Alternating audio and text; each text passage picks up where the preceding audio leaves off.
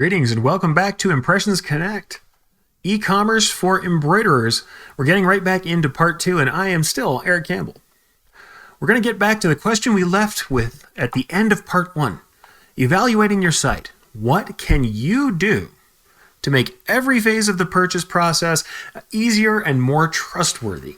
These are the things we need to look at when we're evaluating whether our site is ready to launch, whether it's going to work for our customers, and whether it's going to work to increase that motivation for them to use the site, for them to buy from us online. And these are the phases we're going to work through. And some of these we're going to get through later on in the process, but let's start here and talk about these purchasing phases. Discovery, learning about what they want, learning about what you have, finding what they need, and seeing what that's going to mean for them, and learning about your customer policies and how your clients will be treated, how their orders will be handled. This is all the discovery phase, the discovery process.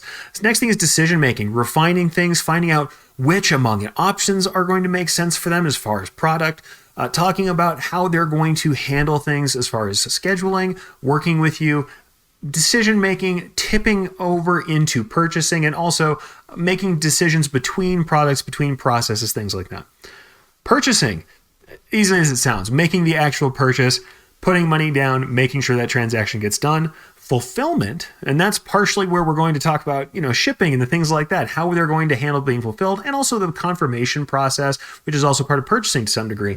These are all really purchasing phases. You ask me, after all the purchasing done and the fulfillment is done, that's when the purchase is over. It's only over when they have the box and they're happy and they're not trying to make a return, which leaves us to the last one, which we're not going to cover deeply.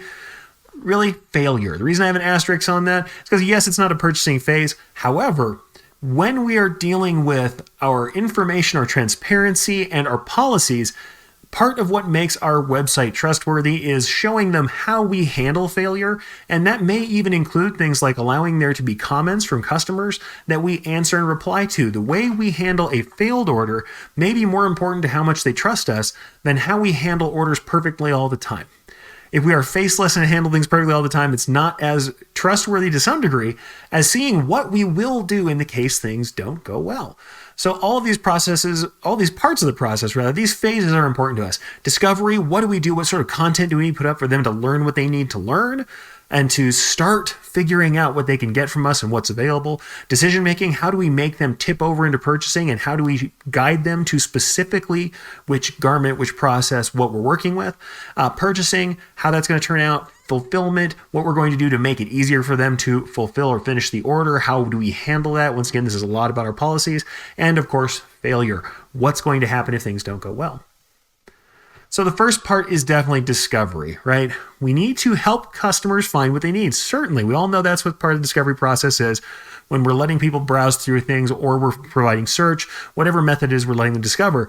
But this is the other part. It's also a marketing portion of this process, because we need to help them find what they don't yet know they're looking for. And part of that is by providing enticing content that's going to make them excited about the products that are available or the processes that are available. This is all the discovery process. It's also discovering about us and who we are as companies. So what we're going to look at in general is to examine the results that a customer would have by activities. If we're talking about evaluating our website and what we've built, how we're going to tell if it's working, how, aside from, of course, just purchasing, but what we want to put together before it's up to purchasing, the content we want to have there, we need to look at the different activities a customer might do and say, how is that going to look? What have we provided? What does it look like when someone comes in? From these different kinds of categories, like casual browsing, when someone just shows up at the site thinking they want something and they want to just browse, they're looking through our catalog. What are we offering them? What do they see first? What do they read first? What do they find when they come to our website browsing? Next thing is catalog navigation. As they go through the catalog individually, what are we providing them as directions through the catalog? How are they getting to different parts of the information? And what are they seeing? And then search. In search, what are we providing them to find? How are they tagging things? Are we finding things through descriptions? And are those descriptions working to get them where they need to go? When someone searches directly in our search, the internal search for our website certainly is a big portion of that. And then also externally in the wider world of search, in advertising things through Google Shopping or Google itself, what do we have that is optimizing this stuff so through search we can get people directly to where they're going when it's an inbound marketing kind of activity? We need to look at all of these results and say, As customers come in from these different channels, what do they see and what does it tell them? What does it provide? So these are the questions we're going to ask always. What do they see first? Whichever channel they come in, what do they see first? What's the first thing, the most prevalent thing they see? What do they encounter when they first get to our site, our e-commerce property? Where should they go? When they arrive via browsing, is it clear where to go next to go to the next process? When they are navigating the catalog, is it clear how to get something into a cart or how to contact someone? Is it clear to find out where we have our certainly our customer policies, where we have more information about things? When people search, is it clear to find a way in or out of search or to find search from the front page? Where should they go? Is it clear where we're going next?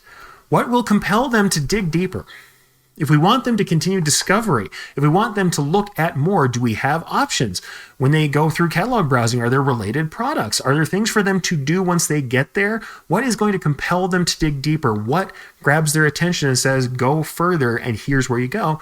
And then how do they get help? Like I said, with the policies, with everything else, how do they get help? If this isn't working, if they can't find what they need, how are they going to find you, contact you, or otherwise self-serve and get the help they need to continue working on their order? These are the things we should look at, but we should look at them from every angle by which someone would get there. If they got there from an external search, what does it look like? If they get there from the catalog or someone sends them a link to an object, to an item, to a process, what's that going to look like when they get there? And if they're just casually browsing and find our site because they're looking for embroidery in their area, we're in their area, what are they going to see when they're browsing and where will it lead them? These are the kind of things we want to examine and answer for ourselves. The thing is, with a lot of this, obvious is going to be better than clever. A great looking site that has a lot of animation or looks nice, or even if it's responsive and works on mobile, but doesn't obviously tell you where to go and include calls to action, places or items or visual hierarchy, things that stand out that say this is the next step you should take if you want to continue, this is where to go next. If we do something clever or pretty, but it's not obvious, they're going to still get lost. You never want to leave them wondering where to go. So this is what we're looking for: discovery and the content that's related. When we're trying to power this discovery process, it's our content, it's the way we present our product, it's the way we tell our product story for each product and for our brand and for all products in general, truthfully. The way we tell that story that's going to bring people in and fuel the discovery process. We have to be compelling, and that's the thing. It takes content to be compelling, and I want to talk to you briefly about the kinds of content we need. Certainly, we know it's images and copy. We know that's what it is. Images, we can talk about video, and I'm going to class video in with images because video is moving pictures. That is what it is. We can use video to further enhance these things, and we'll talk about that. But really, let's go from visual content, images of some kind, images and video, and descriptions, text content, because that also helps to serve search. So we have to remember that we're writing for robots as well as people. So here's the thing. Discovery and content. Images are going to make your first impression. When you first pull something up on screen, no matter whether it's the front page or a catalog page, the image is going to make the first impression. It's going to greet people. It's going to pull their eye first. The descriptions are going to be serving the elevator pitch. They describe what the garment is there for and what benefits it's going to provide. They're going to pitch why the garment or the process or your company is important to people. That's what the copy is going to do. That's what the descriptions of your product are going to do. But the images are going to make that first impression and draw people in. So that's what we're looking for with the content. That's what we need to aim toward with what we're creating. So first thing, images must be accessible and provide critical perspectives. So for me, this just means that they must be obvious enough to tell what they are. Yes, we are going to talk about detail images, things like that, but super artistic, crazy images might be interesting, and you might use those to sell your brand. But when it comes down to product qualities, product availability, the kinds of features they have, they need to be fairly accessible and visible and easy to look at. Once again, animation and fun stuff can certainly be part of your showcase, but when we're down to the product itself, they need to be fairly accessible. And they need to provide critical perspectives. Think about what we would consider in the software world support costs. How many times someone has to ask you a question to really find out what something is or how it works or what a certain feature is? Try and preemptively answer these questions, both with images, critical perspectives, and in copy should be accurate and compelling. You shouldn't say something that is entirely untrue. The copy needs to be accurate. It needs to have some, certainly, imagination fueling options. It needs to say some things to make people think about why a garment, a product, a service will make their life better. And we'll talk about that again later, what I mean by that, the question. But copy needs to be compelling and accurate and should help people imagine things. But the thing is, it has to provide these critical perspectives that help answer their questions and also spark questions and answer them that they may not know they had. So this is what we're looking for. Image is accessible, copy is accurate and compelling.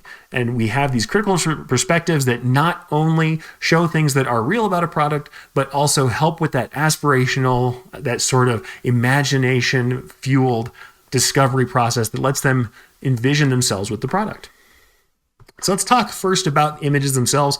Everyone always asks me this question: what should my images look like? There's certainly multiple ways you can handle the style, but the first thing I'm going to talk about are these 4 kind of critical image styles. I'm calling it hitting the angles because angles are part of this, especially with embroidery. But there is something about the style of images you use that can help inform people and make your product compelling. And these are the 4 critical image styles I'm going to cover. I'm going to cover them in detail, so I'm just going to go over this list. Action images, what I call garment images, decoration images, and detail images. These 4 are important. I would say certainly you can also have action and garment.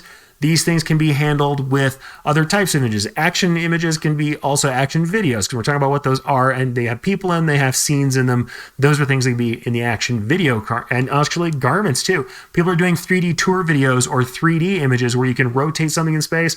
Those are great for full garment images for sure. Decoration and detail are more about focusing in, especially with embroidery, on the quality of the embroidery. And we're going to talk about all of that as we go through these styles. First one is action. Now I'm going to tell you, this is an old picture from a photo shoot done with some of my garments.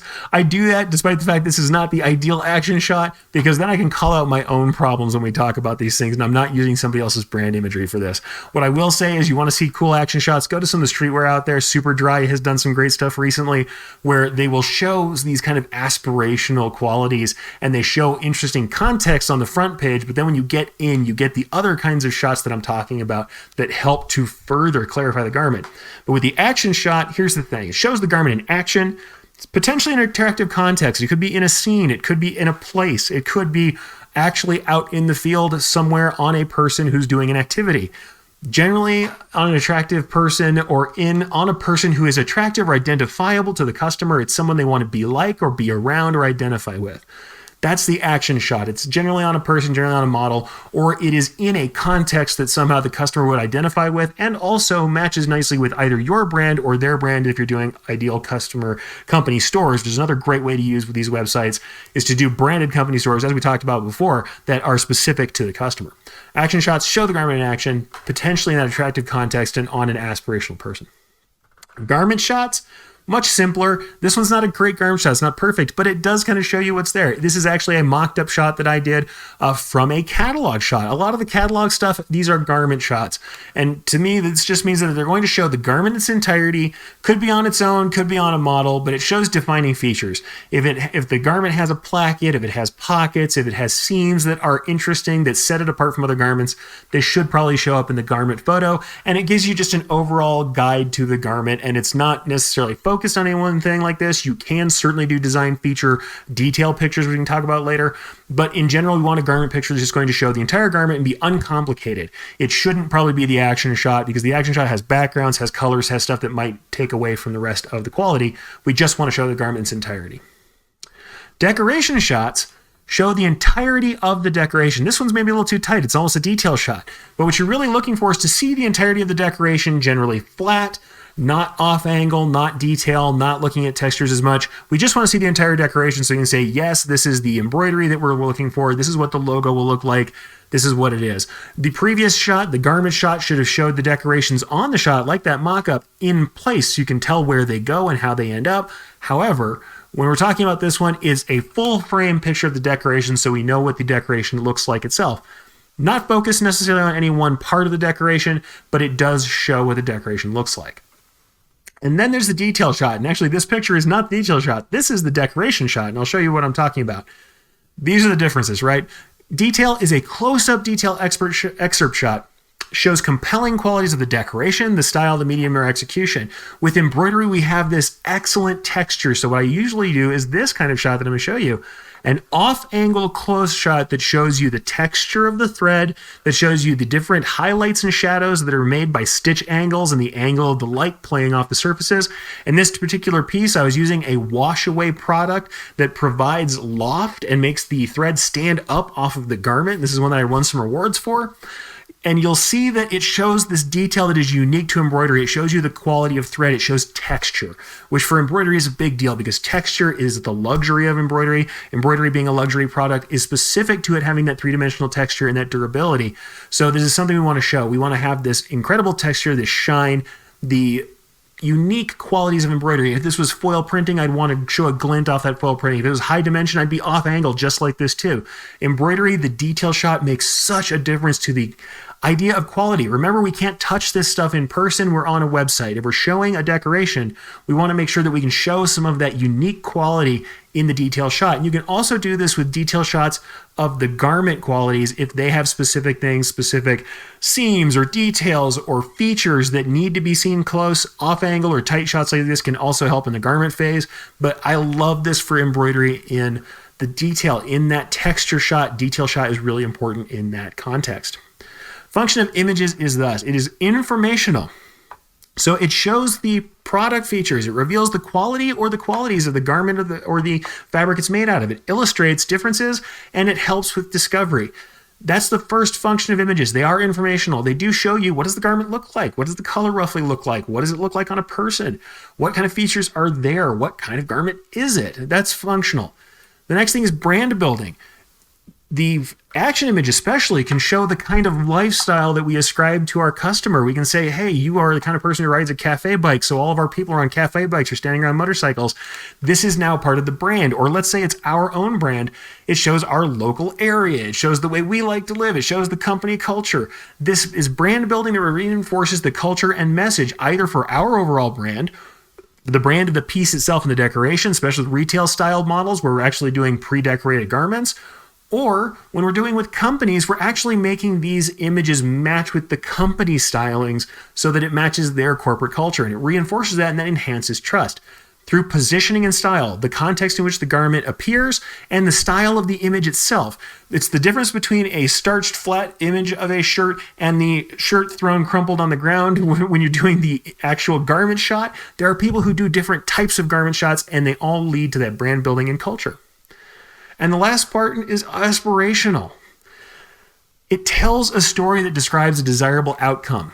If we show our shirt on a person having a good time, and that's what we're looking for, like I said, the cafe racer thing, we show somebody who's out on the road, they're at a place, they're at a stop, they're looking over a vista with our cool shirt on. We're aspiring to that story. We're saying someone who has this shirt is the kind of person who likes this thing, who wants to get out and have this fun.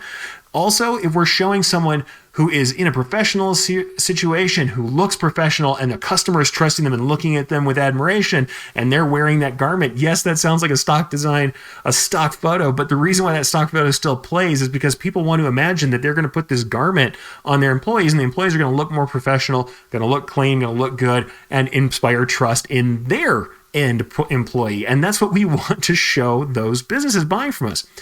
Desirable outcomes through association with a context or through people. The people wearing them can be aspirational too if they look like the kind of people we want to be. Copy is the other half of this.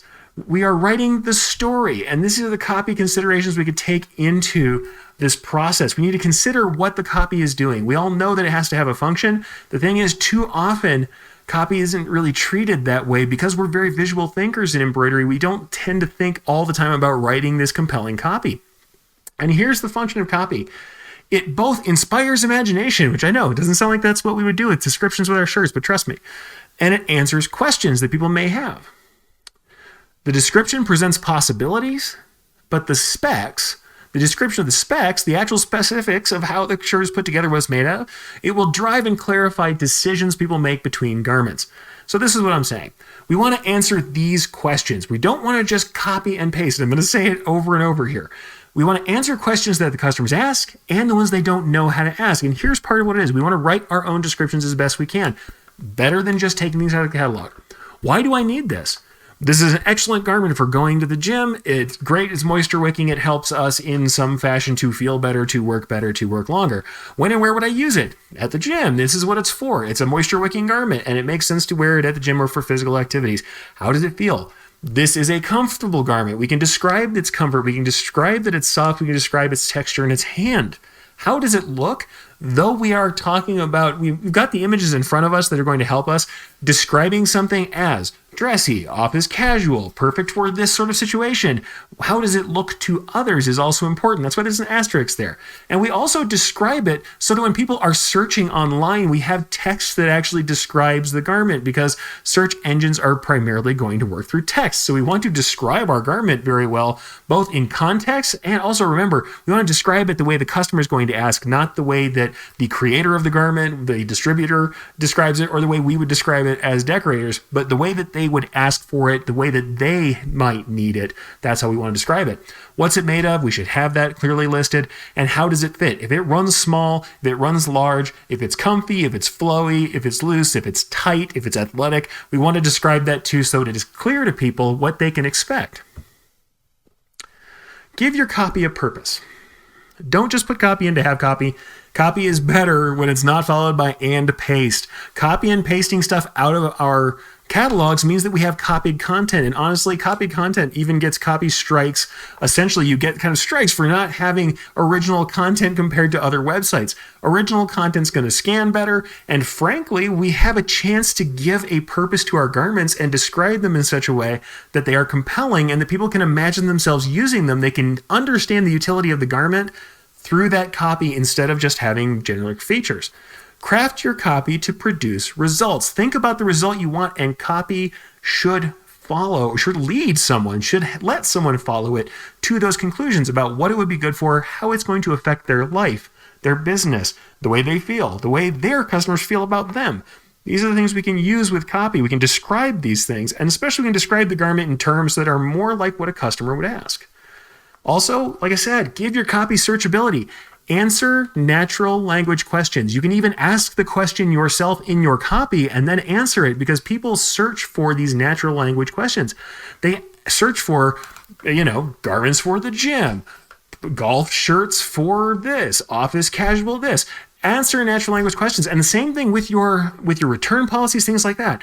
How does blah handle returns? How long do you have to return this? What happens if I don't like my garment? Answer natural language questions, because those natural language questions will definitely rate higher. And if you are answering in the title of your page, your frequently asked questions, whatever it is, if you're answering your content, the direct question someone has asked, you're going to rate highly. Remember, we're writing for robots as well as people, and honestly, using natural language and not stilted language that mimics what you think a customer would ask, is absolutely going to make it easier for them to find and trust your work. And with that, folks, let's go ahead and end session 2. I know it was a long session, but it's really important to think about copy and think about images, think about the content we produce and how it is both inspiring people and answering their questions before they ever ask them. And with that, I'll see you back for part 3.